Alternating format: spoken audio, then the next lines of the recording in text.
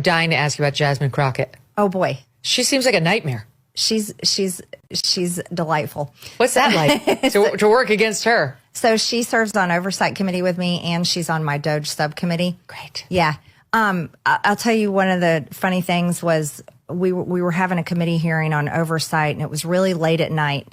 And I was really irritated because I'm always like, why can't we work normal work hours like regular people, 8 to 5? I don't know what's wrong with Congress that we're always doing crazy things at 9, 10, 11, 2 a.m. under Nancy Pelosi. So we're on the oversight committee, and she is running off her mouth, and I shot at her about her massively huge fake eyelashes. Yeah, this made news. Yeah, and I was like, well, I said something along the lines of like, well, you can't read it because of your fake eyelashes, because she had all the information in front of her, and she's like, we don't even know what's going on, and da-da-da.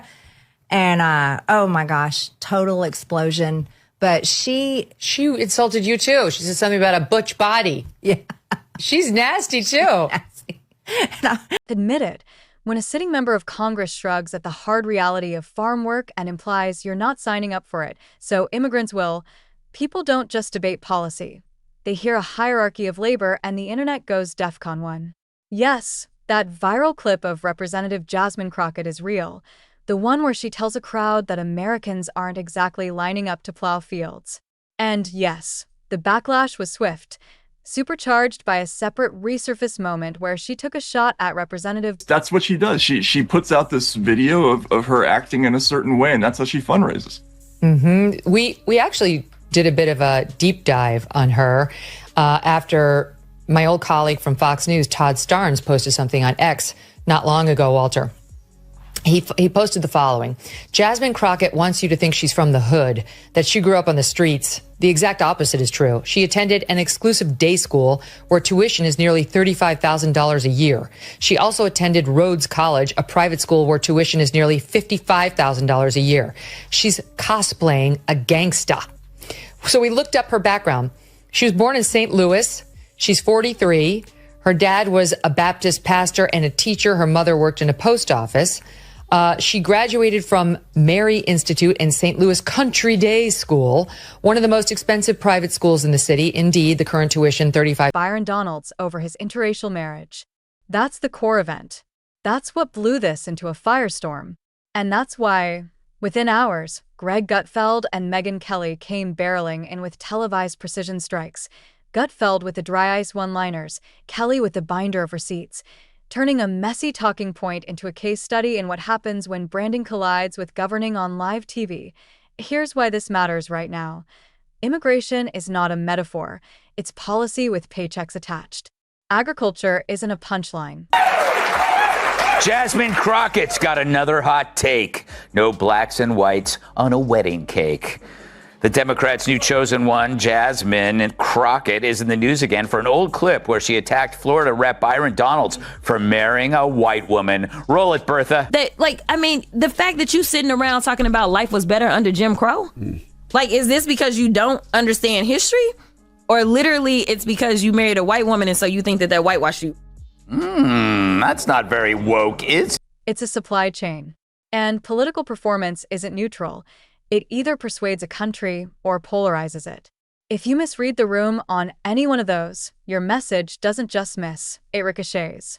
I've watched the clips, tracked the commentary, and dug through the committee room moments where Crockett style, persona, and This woman, I've had about enough of her. She wants to be like a member of the squad. She thinks of herself like an AOC. She talks like, she's from the hood. Meanwhile, she grew up in a nice family. She didn't talk like this 3 years ago. 3 years ago, she sounded like you and I sound in this conversation. Like, I'm really excited to be going to Congress. I can't wait to get started on my new job. And now she's like, we need to smack him in the head, bitch. Like, what? What do you, we have videotape. Why are you talking like that? No one believes this bullshit. And now she's graduated to acting like a thug. So congratulations. Your term in the U.S. Congress is going really well. Swimming. strategy came under the microscope. What's at stake is bigger than a spicy soundbite. It's whether viral attitude can substitute for results in a Congress that still runs on votes, coalitions, and pages of legislation, not Instagram applause. So here's the roadmap for where we're going, and I want you to hold me to it. First, the line that froze the room. She's so rotten, she wants migrants picking cotton. We present to you Democratic Congresswoman Jasmine Crockett, who made this shocking argument why America needs immigrants. Roll it, Alfred. So I had to go around the country and educate people about what immigrants do for this country, or the fact that we are a country of immigrants. Right. The fact is, ain't none of y'all trying to go and farm right now. Okay, so I'm lying. Raise your hands. This is when the wheels fall off. You're not. And why it landed like a brick. Not because people hate immigrants, but because they hate being told they won't do hard work without any policy attached. Then, the biography beat. The from the trenches persona running headlong into a resume that critics say reads more prep school than street. Finally, the moment of silence that ended the argument. The tiny pause on air where Gutfeld let the emptiness ring and Kelly slid the paperwork across the table. By the way, there's a twist buried in here, because everyone thinks this is a personality story, but it isn't. It's a system story disguised as a personality story.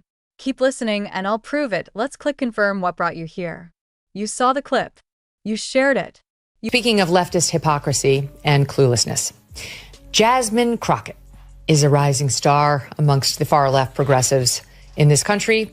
She's a representative from Houston, Texas, of all places, which makes no sense because she seems to be far too left for Houston, but apparently not, because they elected her. It must be like, Orange County in California being like the one outlier in an otherwise uniformly state, like all red with the one blue, all blue with the one red. Okay, so Jasmine Crockett got up at a Los Angeles dinner this past Saturday, and it was hosted by, this is perfect, the Human Rights Campaign. You argued about it in your group chat. Public sentiment right now? There they go again. Coastal takes about flyover work. The contrarian read you're going to hear from me is this. Crockett's not just making a tonal mistake. She's making a structural one. She's selling a vibe where a framework should be. Quick proof? When pressed, the sales pitch turns into a stare, the stare turns into a slogan, and the slogan dissolves when someone asks, okay, what bill language are we talking about? That's not a character flaw, that's a strategy problem. And that problem met two people, Gutfeld and Kelly, who've built entire media careers on smelling strategy problems from across a green room. Let's set the scene with vivid detail.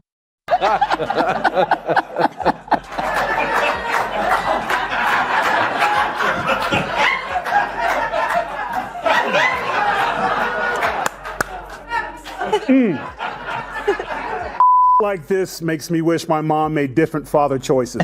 A Los Angeles fundraiser speech. A TV studio built like a gladiator pit for monologues. A judiciary hearing room where the air always feels 5 degrees colder than it should.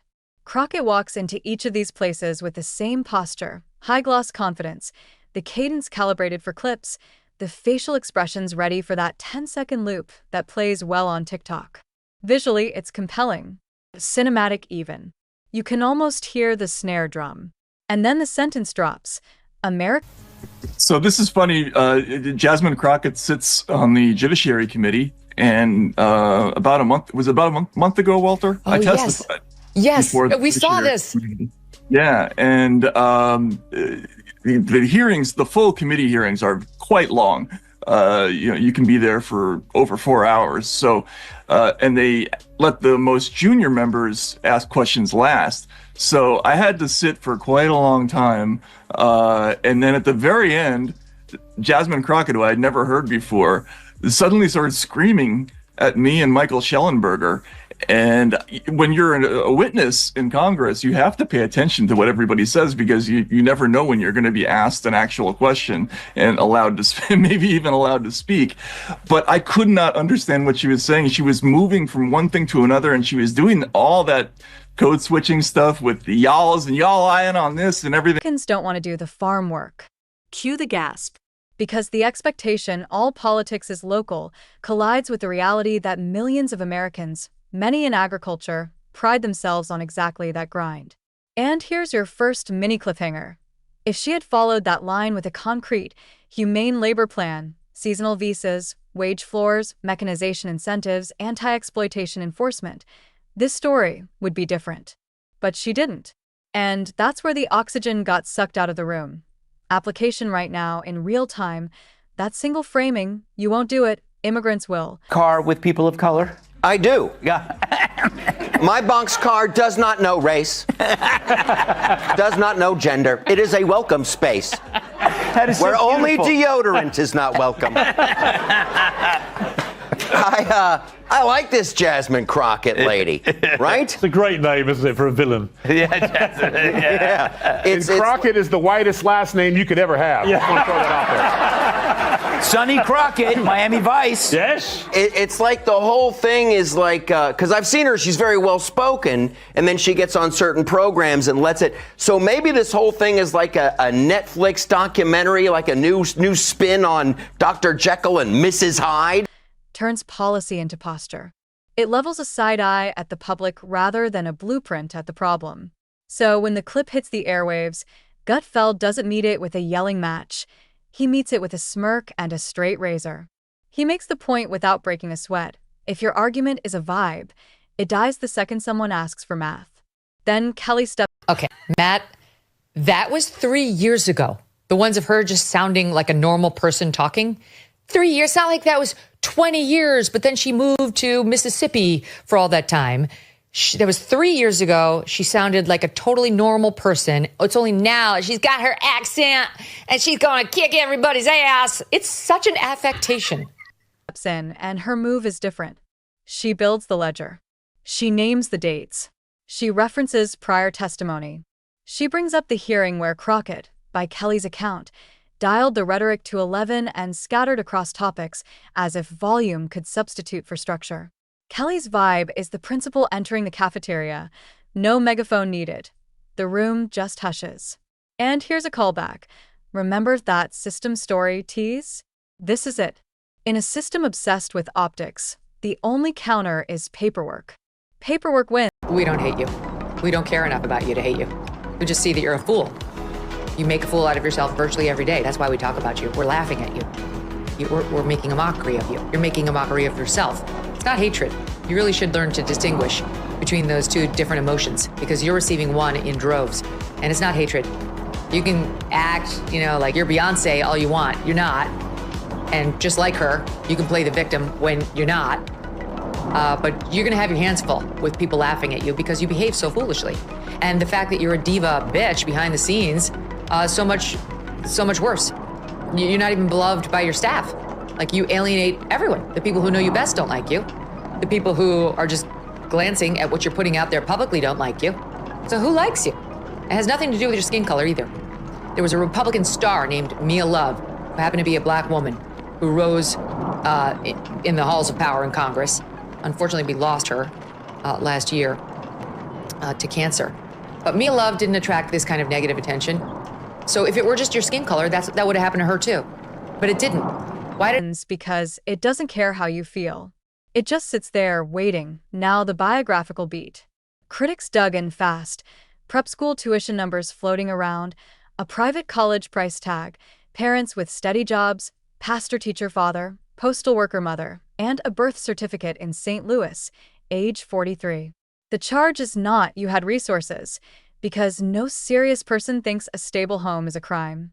The charge is the costume, that the persona presented on camera feels like a character written for ratings instead of a record built for governing. This is where the expectation. Exclusive behind-the-scenes look at Texas Congresswoman and liberal firebrand Jasmine Crockett. The Post spoke with several sources who paint a picture of a Crockett no one in their right or left mind would really want to work for. The Insider said they feel like Crockett cares more about being an influencer than working for her constituents. And as one put it, quote, is laying around her apartment, won't come into the office, and is really just indifferent to staff and will scream at them. Versus reality anchor titans. Expectation. I'm from the grind. I speak the grind. I fight for the grind. Reality, say her critics. The diction slides around depending on the audience.